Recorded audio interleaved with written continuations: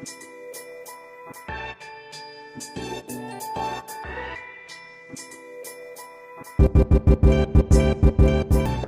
siang Kak Willy. Selamat siang. Ya, gimana Kak kabarnya? Maksudnya di tengah pandemi kayak gini, kita ada PJJ juga. Ya, puji Tuhan masih sehat ya. Semoga akan terus sehat. Terus ya masih menikmati lah so far. Masih sukacita. Yo, puji Tuhan lah. Ya, oke. Sebelumnya saya mewakili ya. Berterima kasih Kak Billy udah menyempatkan waktu untuk kita bisa berdiskusi lah ya, obrol-obrolan mengenai seputaran kampus dan terkait pandemi yang ada ini. Nah, kita langsung aja ke pertanyaannya. Yang pertama, bagaimana sih tanggapan Kak Billy secara pribadi mengenai pandemi COVID-19 yang sedang berlangsung ini? Secara pribadi? Ya, secara pribadi. Ya, kalau secara pribadi menanggapi COVID-19 harusnya ya, karena kita pribadinya latar belakang saya adalah bioteknologi ya, jadi kita melihatnya dari sudut pandang biotek lah mungkin ya, bukan dari sudut pandang yang lain-lain, dan itulah expertnya kita. Jadi kalau dari kita melihatnya, dari saya sendiri melihat COVID-19 ini sebetulnya sebuah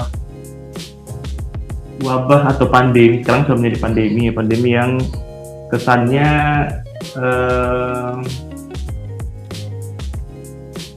bumi menjadi rehabilitasi kembali, ya mungkin begitu.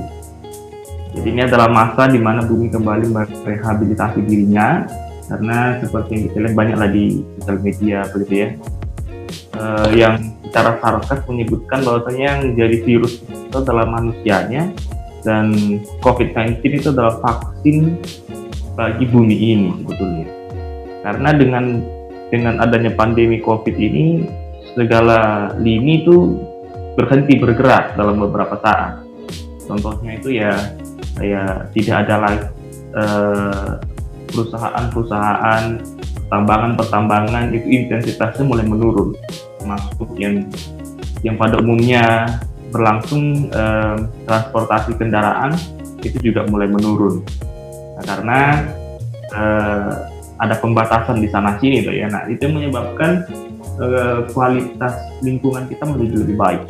Nah, di pandemi COVID ini sebetulnya akan menghasilkan sesuatu yang baik ketika semua masanya sudah terlewati. Nah, mungkin kalau saya melihat pandemi COVID ini seperti itu. Walaupun memang ada di beberapa sektor yang mengalami kemunduran, bahkan harus down begitu ya, tapi dari sudut yang lain, dari kita melihatnya ini adalah satu kemajuan sih sebetulnya. Nah, mungkin begitu. Ya memang sih ya, nggak bisa dipungkiri memang sebenarnya banyak manfaat dari pandemi ini tuh ya kok. Kan memang ada beberapa sektor yang memang tadi yang seperti Kak Billy sampaikan itu mengalami kemunduran. Nah, kalau menurut Kak Billy sendiri itu kan sektor yang mengalami kemunduran, misal perekonomian gitu kan ya, karena memang perekonomian jatuh. Itu tentu banyak orang, apalagi kita sebagai negara berkembang kan juga pasti goyang tuh ya, maksudnya itu sebagai pilar kita dan itu yang mengalami kemunduran gitu. Pandangan Kak Billy sendiri bagaimana mengenai sektor yang mengalami kemunduran seperti itu terkait pandemi ini? Ya, saya pikir sektor yang mengalami kemunduran itu ada dua pilihan. Artinya dia mau beradaptasi atau mau berubah, ya beradaptasi dengan lingkungan yang sekarang, atau malah tidak mau beradaptasi. Nah, itu kan pilihan kembali ke sektor-sektor tersebut. Nah, kalau misalkan sektor tersebut memilih untuk mau tetap bertahan, berarti pilihannya adalah mereka harus mau tidak mau harus bisa adaptif dengan lingkungan. Nah, tapi kalau misalkan bukan tidak mau ya, artinya kalau misalkan tidak bisa tidak mau ya, itulah tidak mau adaptif, berarti resiko yang akan diterima bisa jadi adalah kemunduran. Nah, tetapi untuk sektor-sektor yang istilahnya fatal atau vital seperti itu pasti akan tetap adaptif gitu ya. Nah, harapan kita semua sektor ini menjadi adaptif terhadap pandemi COVID supaya tidak terjadi kemunduran sebetulnya. Nah, karena dengan adanya pandemi ini beda. Contohnya saja kayak apa ya?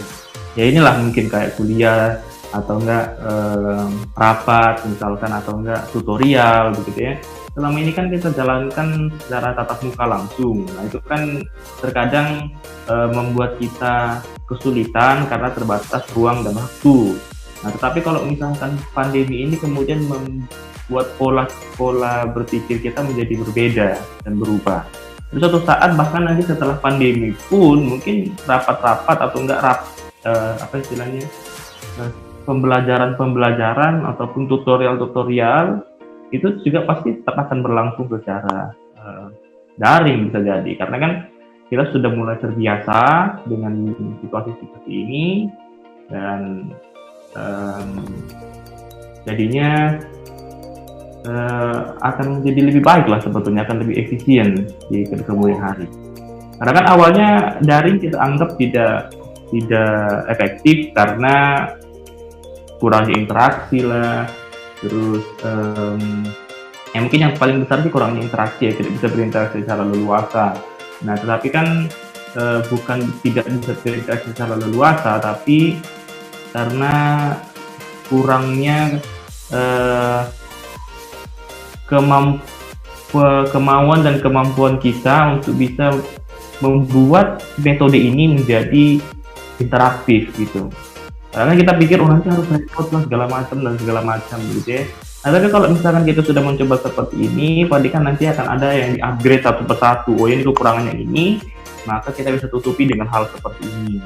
Oh, tidak bisa begitu interaktif karena masalah teknikal. Nah, masalah teknik itu sebenarnya paling gampang untuk diatur, bisa diselesaikan. Nah, jadi untuk sektor-sektor yang sebetulnya terhambat, ya langkahnya yang bisa diambil supaya tetap bisa survive ya adaptif saja sebetulnya terhadap situasi dan kondisi. Aturan bisa menyesuaikan dengan kebijakan, bisa menyesuaikan dengan pandemi secara sosialnya masing-masing. Mungkin kira-kira begitu. Ya. Oke, pertanyaan selanjutnya ya Kak. Kita kan sudah tadi membahas secara mungkin lebih umum gitu tuh ya. Sekarang yang aku mau tanyain kayak bagaimana tanggapan Kak Billy sekarang, tapi dari sudut pandang sebagai ketua BPMU terkait banyaknya organisasi yang ada di bawahnya BPMU itu sendiri. Ini tadi maksud pertanyaannya apa nih? Mungkin bisa Ya. Jadi bagaimana menurut Kak Billy sebagai ketua BPMU menanggapi COVID ini dengan melihat banyaknya organisasi yang dibawahi oleh BPMU itu sendiri? Oh, ya, oke. Dari sudut pandang kota BPMU melihat COVID itu sebetulnya gimana ya? Awalnya kita melihat COVID ini sebagai persoalan, sesuatu yang menghambat kita semua, gitu ya. Nah, tetapi untuk dampaknya terhadap organisasi mulai dari BPMU sendiri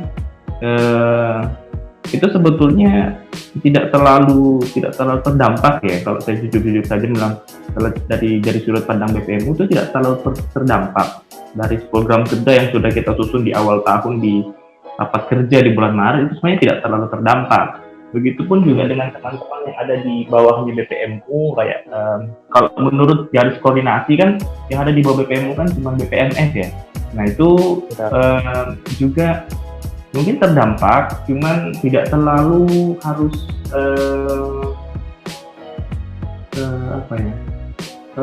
bisa adaptif ya. Mungkin yang saya bilang tadi, kita yang ada di bidang legislasi ini bisa adaptif. Nah, mungkin yang sulit untuk beradaptif itu adalah teman-teman yang ada di eksekutif, bukan karena mereka tidak bisa untuk beradaptif, cuman beberapa kebijakan dan beberapa program kerjanya itu yang sulit untuk dibuat adaptif. Nah, dalam hal ini kan contohnya kalau program kerja BPMU dan BPMF ya, itu kan biasanya cuman kayak pertemuan evaluasi, terus rapat kerja, lalu apa lagi ya misalkan ya mungkin kayak hal-hal yang dialog misalkan kayak begitu dengan pendapat aspirasi. Nah itu kan sebetulnya cukup mudah untuk bisa dibuat metode daring sebagai wujud adaptif kita supaya kita tetap survive begitu kan. Memang kesulitannya yang terbesar itu adalah di teman-teman di eksekutif, karena tidak bisa dipungkiri ada banyak program kerja yang tidak bisa dikonversi begitu saja dari yang kegiatan interaktif luring itu menjadi daring. Nah itu tidak semerta-merta kita bisa mengkonversi seperti itu karena adanya menghadapi kesulitan ini khususnya lah ya secara organisasi secara utuh ya, hal itu yang menjadi pemikiran dan menjadi PR dari BPMU juga sebetulnya, karena di tengah pandemi ini ada banyak program kerja yang kemudian mengalami penundaan dan bahkan pembatalan. Jadi kemarin melalui Komisi 3 itu sudah mengeluarkan SK abolisi ya, SK abolisi untuk program kerja yang tadi ditunda atau dibatalkan. Kalau tidak salah ingat itu kurang lebih ada 57 program kerja tunda dan program kerja batal gitu ya, totalnya. Nah, lebih banyak yang ditunda memang daripada yang dibatalkan. Nah, dan itu masih akan terus bertambah saya pikir, karena kemarin itu kita buatnya kan di bulan April kalau nggak salah abolisi itu, dan itu kan masih awal-awal kita terdampak pandemi ya. Nah, paling nanti di akhir-akhir bulan ini atau enggak di awal bulan depan atau mungkin di bulan Juli yang akan datang, itu kan kita akan adakan abolisi lagi ya, untuk mengupdate kira-kira seberapa besar probabilitas program kerja ini bisa dijalankan, baik itu dijalankan secara daring atau bahkan tidak bisa dijalankan sama sekali ya, dalam artian batal. Nah itu yang sebetulnya menjadi persoalan. Nah kalau misalkan program kerja batal dan tunda, itu kemudian akan terdampak kepada kebijakan yang berhubungan dengan pendanaan, gitu ya. Karena yang menjadi persoalan itu adalah kita diberi mandat, ada dana kemahasiswaan sekian ratus juta. Nah itu kan harapannya harus habis di setiap periode kepengurusan. Nah, walaupun sekarang sebetulnya total program kerja kita di tahun ini seluruh LKOK di UKDW 51 itu kurang lebih ada 150-an program kerja. Nah, ini kan yang dibatal tunda kan 50, berarti masih tersisa 100 program kerja. Itu nanti akan berdampak kepada serapan dana anggaran, gitu kan. Nah, kalau misalkan program kerja batal ini benar-benar batal, artinya batal dan tidak dijadikan program kerja yang baru, artinya kita tidak mengusulkan program kerja yang baru, maka serapan anggaran akan menjadi turun, gitu kan? Oh ya, ke depannya gitu ya. Ya, walaupun sebetulnya di laporan pertanggungjawaban nanti ada hal-hal, ada alasan-alasan yang bisa kita sampaikan yang mungkin pasti akan diterima. Ya, karena kayak ini kan serapan anggaran tidak bisa karena banyak program kerja batal, banyak program tunda gitu ya. Nah, cuman kan kita tidak mau kita menjadi orang-orang yang selalu berdalih dan beralasan, Pak ya. Gara-gara COVID makanya kita nggak bisa seperti ini. Artinya kan seolah-olah kita tidak kompetitif begitu dengan keadaan. Nah, makanya kita berusaha bagaimana di tengah pandemi ini goals yang sudah dipercaya, mandat yang sudah diberikan itu tetap sebisa mungkin, ya mungkin tidak bisa 100% gitu ya. Tapi kita maksimalkan lah, kira-kira begitu. Nah, terus berkaitan dengan itu juga di dalam tadi kan sempat mengatakan ketika program kerja satu dibatalkan, harapannya kita ada program kerja baru yang muncul dan bisa menutupi itu supaya di tengah kegiatan seperti ini itu semuanya bukan cuma sekedar ini ya, bukan sekedar masalah anggaran saya membahasnya. Cuman kan saya tadi dari BPMU kan lebih banyak mengarah ke sana kan ya, mengarah ke hal-hal administratif, hal-hal teknis gitu ya. Nah, tetapi dari sisi dari sisi sosionya juga gitu ya,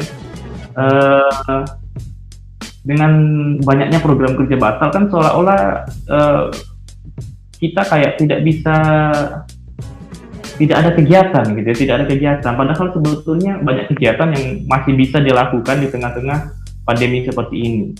Nah, jangan sampai pandemi menjadi persoalan yang itu tadi ya, menjadi alasan bagi kita organisasi kemahasiswaan baik yang di tingkat LKU, LKFPS, UKM, KKB dan UKKR gitu ya, itu menjadi tidak kompetitif gitu kan, sehingga itu akan menjadi jenuh gitu kan, tugas kita adalah bangun PJJ, habis itu kerjain tugas PJJ, tidur gitu kan, tidak ada kegiatan lagi. Padahal sebetulnya ini menjadi lebih dengan adanya pembelajaran jarak jauh ini membuat kita sebetulnya memiliki waktu yang lebih untuk melakukan hal-hal yang sebetulnya bisa meningkatkan produktivitas gitu kan. Nah, tetapi karena tidak adanya wadah dari organisasi, karena tidak adanya kegiatan, ya makanya itu kemudian menjadi dalam tanda kutip terbuang produktivitasnya kita sebagai mahasiswa. Nah, makanya di dalam pembentukan itu juga ada satu hal yang baru. Makanya BPMU harus memikirkan strategi baru ini, bagaimana kemudian kita menampung kembali aspirasi baru dari organisasi kemahasiswaan untuk bisa mengajukan program kerja yang baru yang sepadan, yang bisa dijalankan di tengah-tengah pandemi COVID. Tapi itu kan tidak bisa langsung kita terima begitu saja, ada tahapan-tahapan yang harus dilalui, baik itu dari BPMU, berkoordinasi dengan BEMU, berkoordinasi dengan WR3 dan Biro 3. Nah, jadi kira-kira begitu yang bisa sampaikan. Nah, jadi tantangannya sih ya itulah tantangan dan kesulitan yang ada bagi kami BPMU dan teman-teman yang ada di bawah kami, khususnya yang sifatnya eksekutif gitu ya. Kalau BPMF sekali lagi saya katakan kan tidak perlu terlalu ini ya, karena cukup mudah untuk dikonversi. Sebenarnya kan program kerja BPMU sebenarnya hampir sama dengan program kerja BPMF. Secara tupoksi legislatif kan terus aspirasi, terus yudikatif kayak gitu kan. Iya. Ya, kira-kira begitu. Ya itu tadi yang disampaikan kesulitannya seperti itu ya. Kemudian tadi Kak Billy sempat mengatakan bahwa kita nggak boleh hanya terpaut pada keadaan gitu tuh ya. Nah selanjutnya yang aku mau tanyain, tadi Kak Billy sempat bilang juga bahwa program kerja tidak semua bisa dijalankan. Nah kalau pertanyaanku sendiri, saran program kerja seperti apa gitu yang bisa dilakukan pada masa pandemi sekarang ini, tetapi dengan tetap memiliki tujuan dalam perbaikan pengembangan LKOK tersebut. Maksudnya supaya kita tetap kita tetap bisa kompetitif begitu loh. Oh iya, oke. Sebetulnya itu sebenarnya tantangan tersendiri bagi masing-masing LKOK. Terus tantangan tersendiri juga bagi kami yang ada di LKU, baik itu BEMU dan BPMU, untuk bisa mengarahkan teman-teman supaya memiliki program kerja yang tetap istilahnya tadi punya kualitas gitu ya. Nah, ya mungkin beberapa program kerja memang tidak bisa dikonversi secara langsung menjadi daring begitu ya. Karena kalau misalkan dikonversi seperti itu, nanti akan menyebabkan perubahan tujuan, bisa jadi perubahan tujuan dan perubahan goals. Nah, tidak tercapai, esensinya biasanya nggak tercapai di situ. Nah, makanya tidak bisa dipaksakan juga program kerja kita yang sudah kita susun kemarin, yang sudah kita ajukan di rapat kerja dan rapat koordinasi pada bulan Maret kemarin, itu harus semua dikonversi begitu saja langsung menjadi daring, itu kan nggak bisa. Nah, contohnya saja kayak mungkin teman-teman dari UKM yang ikut kegiatan perlombaan begitu kan. Ya pertama, perlombaan kan diadakan oleh pihak luar, gitu kan. Nah, pihak luar juga harus ada izin dari serikat-serikat olahragaan terkait, gitu kan. Mungkin dari kalau basket terus berbagi, terus kalau futsal atau bola sepak mungkin kayak PSSI kayak gitu kan harus ada izin dari sana. Nah, jadi memang tidak bisa dipaksakan kemudian. Masa orang basket kemudian harus dibuat daring kan bagaimana caranya? Gitu. Iya. Saya tidak bisa membayangkan bagaimana basket itu harus dibuat daring gitu. Jadi yang ada jadinya perlombaan basket online, tapi kesannya ini ya jadi game ya. Jadi percuma ya itulah kan jadi aneh begitu ya. Nah kemudian kalau dibuat semerta-merta di konferensi seperti itu juga nggak bisa. Terus kayak yang sifatnya ke jalan itu bukan ke jalan, ke lapangan itu kayak ya ini lah mungkin konservasi misalkan. Kalau kita kan bioteknologi ya, Anda kan dari BEM. Nah konservasi ya, tujuannya kita kan adalah mengkonservasi lingkungan gitu kan. Nah, tapi dalam sekarang kendala seperti ini kan mungkin nggak bisa kalau misalkan kita melakukan konservasi itu secara massal, karena mengumpulkan orang itu tidak diperbolehkan untuk saat sekarang ini, gitu kan? Iya. Nah, mungkin yang bisa dilakukan adalah dibuat dalam bentuk seminar. Ya walaupun tujuannya tidak sampai ke konservasi, tapi harapannya dari seminar itu nanti setiap individu kemudian mempraktekannya sendiri di lingkungannya masing-masing. Nah, begitu tuh pesan yang bisa disampaikan ketika ada pengkonservasian seperti itu. Nah, tetapi ada juga program kerja yang bahkan akan sangat bahkan lebih menguntungkan ketika dia dalam bentuk daring. Nah, contohnya kayak lomba-lomba kalau dalam bentuk daring itu sebetulnya lebih menguntungkan. Kenapa? Karena kemudian jangkauannya dan cakupannya akan lebih luas. Nah, kira-kira begitu. Contoh kayak mungkin kayak program kerja Anda begitu ya. Yang saya tahu Expo kan setahu saya lomba gitu kan. Dan program kerja satu lagi itu lomba Hari Bumi yang dari teologi punya. Nah, itu kan dibuat dalam bentuk daring dan kemarin saya sempat mendapat informasi kalau yang untuk lomba teologi itu sudah banyak yang berpartisipasi di sana. Kenapa? Karena kemudian mahasiswa pun akan mencari kegiatannya masing-masing. Kayak contoh saya kan juga sering-sering ikut kegiatan ya lomba-lomba penelitian begitulah ya. Nah, saya kemarin sempat ikut lomba dari yang dari Unair, Universitas Airlangga begitu kan. Itu sebetulnya jadwal pengumumannya itu tanggal 16 gitu kan, tanggal 16 kemarin Sabtu ini.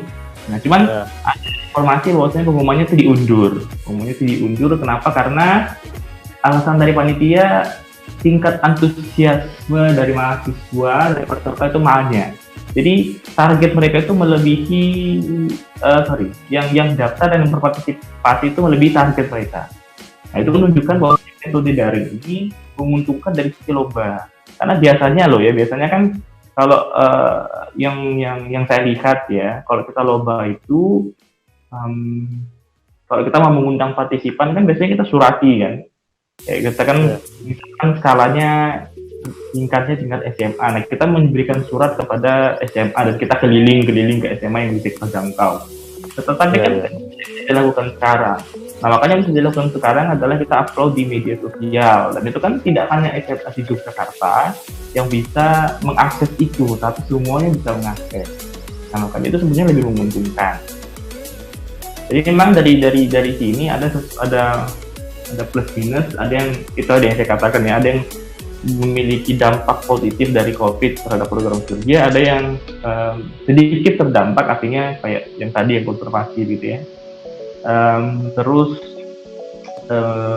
ada yang bahkan sangat terdampak gitu kan, kayak yang tadi contohnya kayak UKM yang disampaikan itu ya, program kerjanya adalah program kerja pertandingan atau program kerja perlombaan.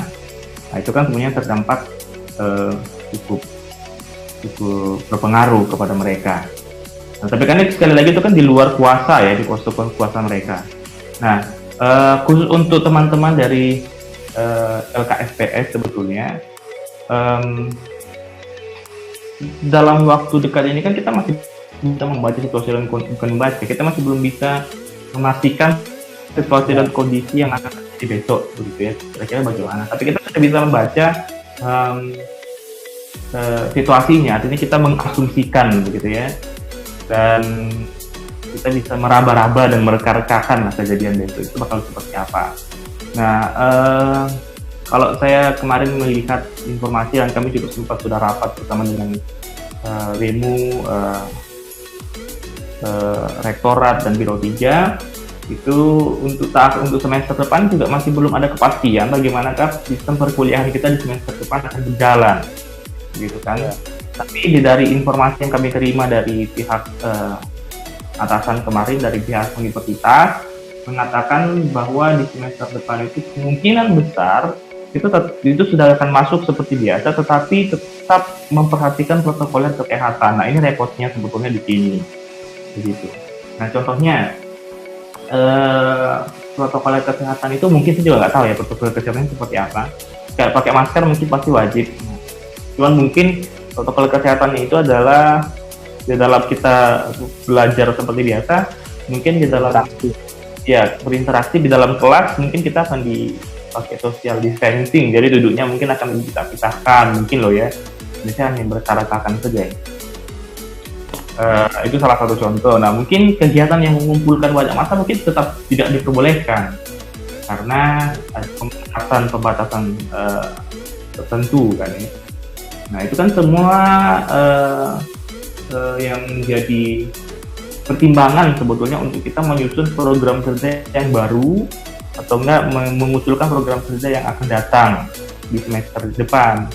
Nah, contohnya kan di semester depan itu program kerja yang sebetulnya agak sedikit repot begitu ya untuk dijadikan versi daring itu kan adalah program kerja yang sifatnya makrab. Nah, itu kan sebetulnya juga agak sedikit repot. Sebenarnya tidak hanya camping dari teman-teman LK SPS, tapi kan di tempat di UKKB itu kan biasanya dan UKKR kan juga ada sifat-sifatnya makrab ya. Ada yang makrab, ada yang retreat begitu kan. Nah, itu kan sebetulnya juga repot kalau misalkan dibuat dalam metode daring. Karena makrab kan atau camping begitu kan tujuannya esensinya adalah keakraban. Nah, kemudian kalau dikonversi menjadi daring itu kan tidak akan sampai goalsnya ke sana begitu kan, tidak tercapai lah ya. Ya betul, tidak tercapai, jadinya akan sedikit terjadi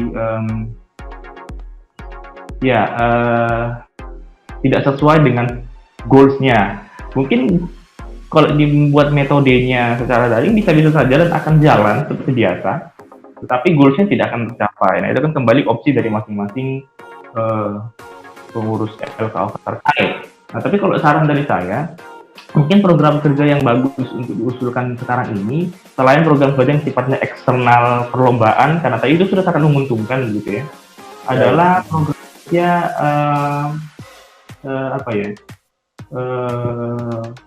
peningkatan kualitas dari sumber daya kita masing-masing. Nah, ini sama saya nggak tahu, ini bukan program kerja sebetulnya, cuma ini adalah usul yang bisa kita lakukan. Pemantapan dari manajemen organisasi internalnya kita. Nah, jadi yang pertama tadi kan kualitas sumber daya ya. Mungkin kita bisa meningkatkan kualitas sumber daya kita dengan mengadakan mungkin pelatihan atau workshop begitulah di internal organisasi kita masing-masing, supaya sumber daya kita ini menjadi lebih baik. Nah, sumber daya kita menjadi lebih baik, lebih kompetitif ke depannya.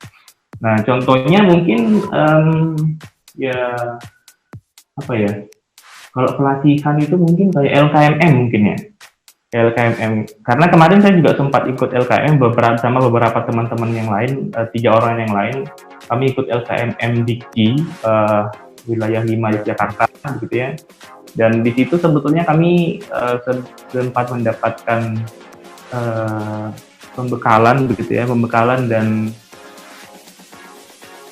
intinya yang kami dapat di situ adalah LKMM itu. Nah, dan hasil pemberdayaan itu yang akan kami terapkan di lingkup organisasi kami masing-masing gitu.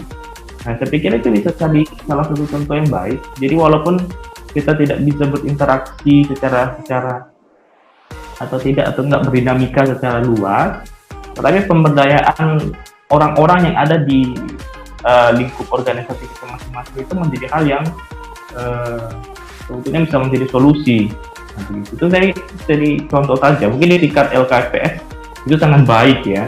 Tapi kalau di tingkat yang lain sebenarnya bisa juga. Nah, tapi kalau maksudnya LKMM di tingkat UKM kan agak ribet. Jadi bagaimana mungkin kemudian kita mau pemberdayaan atlet tapi melalui daring kan juga agak repot kan. Nah, Iya. tetapi program kerja sekali lagi tidak keluar dari esensinya, begitu sebagai identitasnya. Kayak UKKB kan berarti mereka harus sesuai dengan identitasnya. Kayak UKKB itu kemarin kita sudah sempat berbicara dengan demo bersama dengan pihak universitas.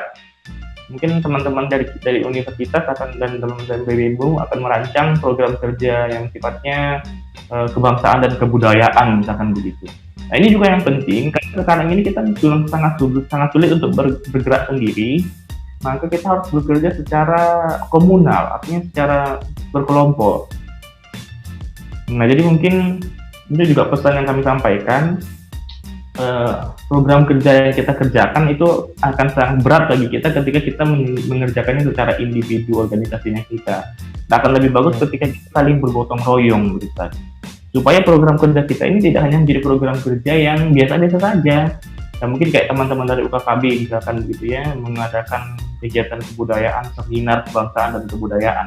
Nah, kalau misalkan hanya sebagian kecil dari UKKB yang melaksanakan itu, dan itu pun sifatnya separatif dan parsial, nah itu akan menjadi program kerja yang ya seminar atau enggak webinar yang kesannya biasa saja. Tetapi kalau kemudian itu sifatnya integratif dan melibatkan seluruh UKKB, bisa jadi itu kan menjadi kegiatan yang besar dan istilahnya sangat luas.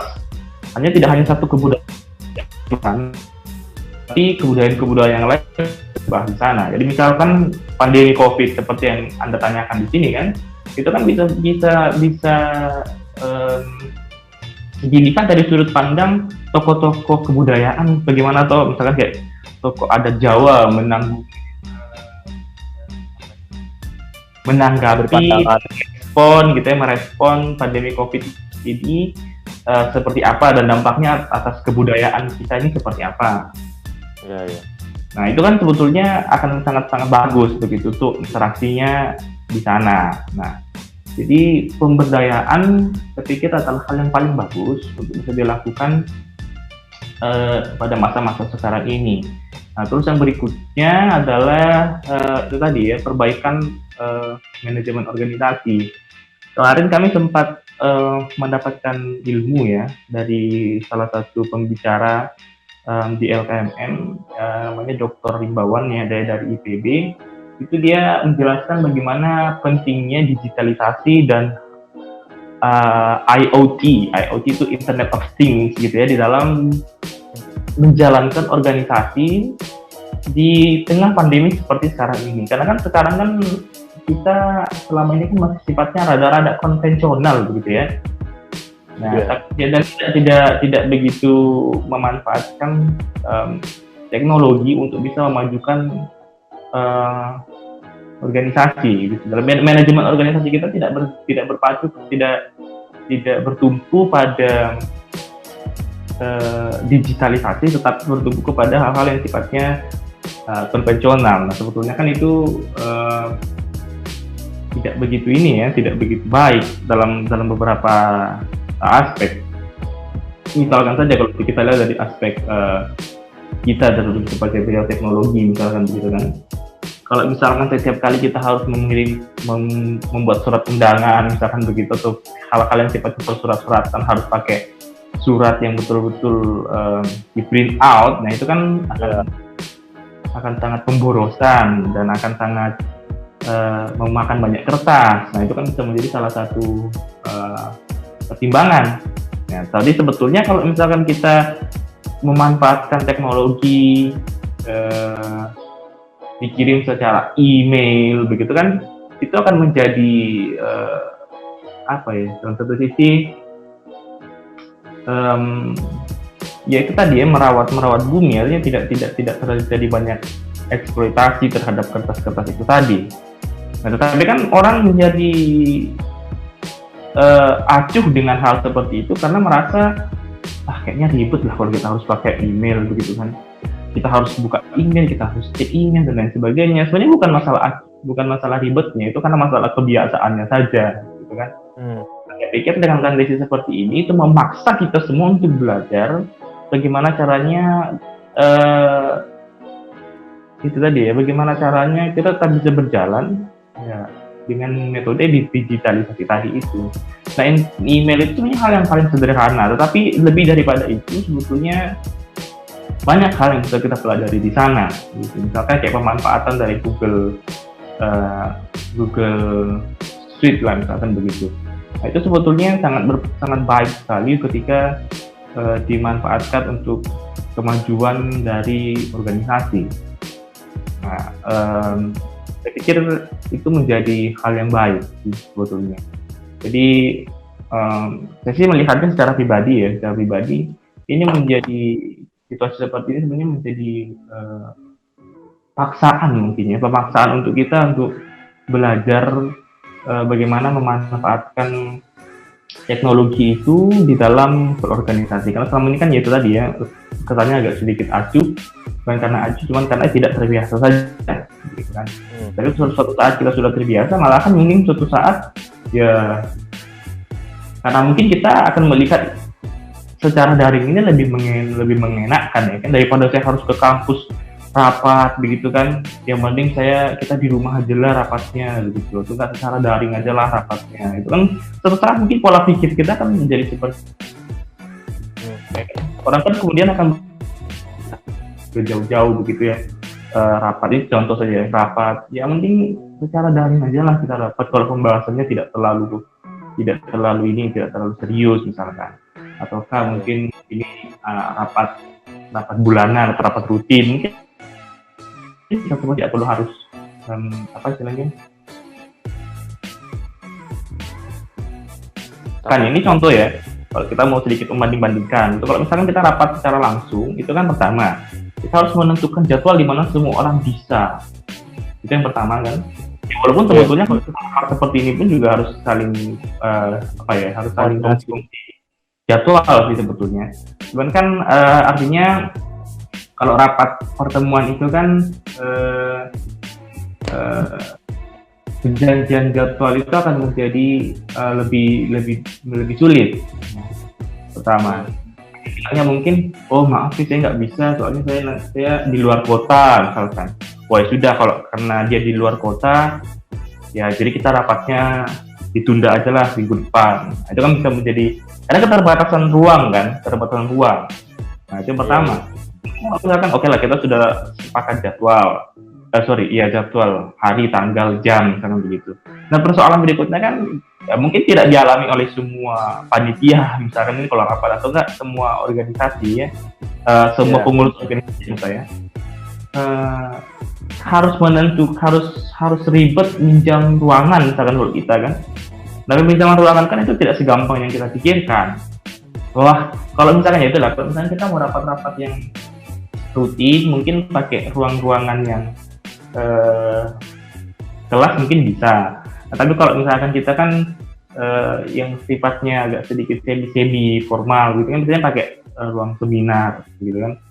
Seminar kan susah begitu, peminjamannya kan terbatas, terus belum tentu dikasih karena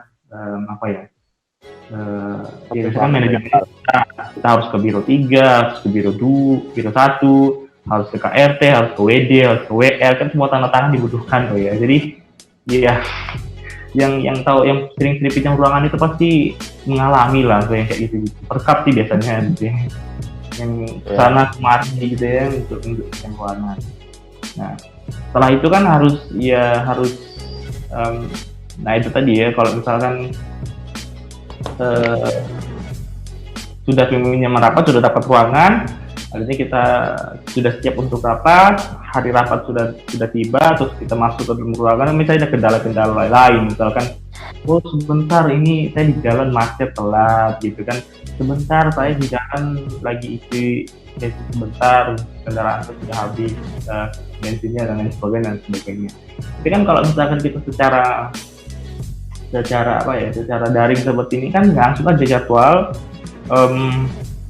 Penentuan jadwal sebetulnya yang agak susah ya, hari jamnya berapa gitu kan.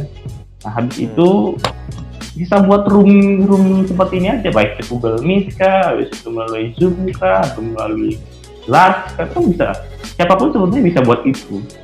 Nah jadi kendala teknis seperti itu kan akan menjadi termudahkan. Ya.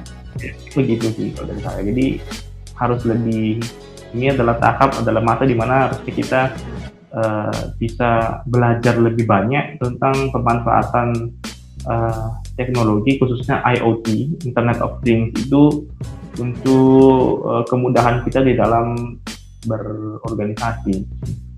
Dan itu ada kaitannya dengan pemberdayaan sumber daya. Artinya sumber daya kita ini diberdayakan lah begitu.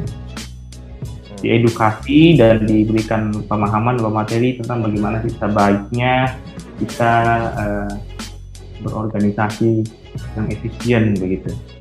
Jadi tidak lagi apa ya istilahnya ya, karena ini kan sudah kebiasaannya begini kok di sini itu, jadinya kan sulit untuk bisa berkembang begitu ya. Nah saya pikir itu sih mungkin menjadi kendala kita juga selama ini, kenapa kita mungkin kita berkembang gitu ya, organisasi kita berkembang, cuman mungkin agak sedikit lambat secara berkembangan karena agak sulit untuk bisa menerima sesuatu yang baru gitu kan. Untuk melakukan renewal itu agak susah. Nah sekarang mau tidak mau kita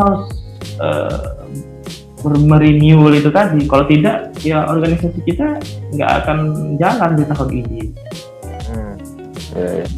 Ya jadi sebenarnya banyak juga ya. Ya. Jadi maksudnya dari sisi positif sebenarnya banyak kalau kita mau menggali lebih dalam lagi dari daring ini sendiri. Ya cukup menyenangkan ya bisa berdiskusi dengan Kak Billy. Maksudnya dari sudut pandang yang lain, apalagi Kak Billy punya dari sudut pandang LKU gitu ya, dari BPMU. Sekarang kita ada game sedikit gitu kok, jadi kayak kecil-kecilan. Apa tuh? Jadi aku akan ngasih pertanyaan, dua pilih, bukan pertanyaan sih, lebih ke pilihan, 2 pilihan. Oke. Silahkan jawab dengan cepat. Oke. Ya paham ini ya. Ini ada contoh guys, simulasi itu lah, simulasi. Oh ini dikat nih. Ya, simulasi langsung aja coba. Maksudnya simulasi gitu. Oh simulasi, misal apa ya? Misal aja ya ini misal. BEMU atau BPMU? BPMU lah. Nah ya begitulah ya, kira-kira begitu. Ya oke. Paham. Oke, paham lah ya. Ya. Oke, kita mulai ya Kak. Ya. Oke, yang pertama, cantik atau pintar? Pintar. Disakiti atau menyakiti? Iya. Tepat. Ini curang ini. Ini terlalu. Ya nggak curang tuh ya. Ini kan pilihan. Iya, oke. Apa tadi pertanyaannya? Disakiti atau menyakiti? Ya, menyakiti. Oke. Oke, next lanjut. Makarios atau ruang bundar? Makarios. HP ketinggalan atau laptop ketinggalan? Oh, laptop lah. Ya. Rapat seharian atau asdos seharian? Ya, asdos. Seharian. Rudi Budiman atau seminar didaktos? Ya, Rudi Budiman ini soalnya apa? Banyak pengalaman baik di sana. Oh iya. Yeah. Oke, last pertanyaan terakhir. Pak Hardi atau Pak Johan? Wah, ini susah ya. Ya harus jawab tuh ya. Jawab cepat dong, nanti kasih alasannya. Hati ini susah menurut. Ya, ini harus dijawab kok.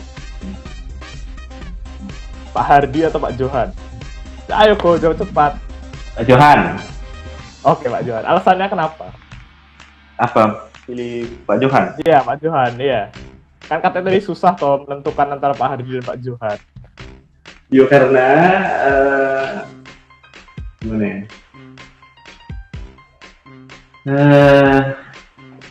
Ya banyak pengalaman saya dengan Pak Johan itu. Jadi kalau Pak Hardi kan biasanya pengalamannya agak sedikit monotonnya, pengalaman yang ya tidak terlalu banyak pengalaman, artinya pengalaman dimarahin sama Pak Hardi pernah sih ya dapat. Saya juga pernah dapat marah sih dengan Pak Hardi gitu ya. Pengalaman dapat nilai jelek sama Bapak Hardi juga pernah gitu kan. Ya, terus tapi pengalaman mengenak-enakan sama Bapak juga pernah. Kita apa istilahnya? Kayak perjamuan ya. Saya bukan perjamuan ya. Bukan perjamuan makan begitu juga pernah gitu ya. Nah, tapi kalau sama Pak Johan itu lebih banyak begitu loh ya. Kalau kena marah sering gitu ya, hampir setiap hari kena marah sama Pak Johan. Terus gue itu pengalaman jelek juga ya harusnya nilainya kita jelek sih gitu ya. Karena beliau itu agak sedikit senang begitu kalau misalkan mahasiswanya dapat nilai jelek sih. Karena kalau dia buat tes biasanya itu sudah berbarengan dengan jadwal remedial gitu. Jadi dia sangat yakin dan percaya bahwa pasti remedial KB nih mahasiswa saya nih. Iya. Ini agak sedikit spesial ya. Pengalaman perjamuan juga sering, ya, malah kan lebih sering dengan beliau gitu ya.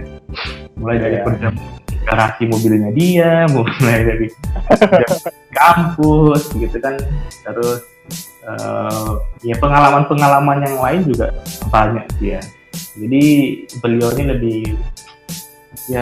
lebih komplit lah mungkin pengalamannya sama dia, makanya lebih pilih dia. Tapi kalau dari sisi sisi pro-nya ya mungkin saya lebih pro Pak Hardi.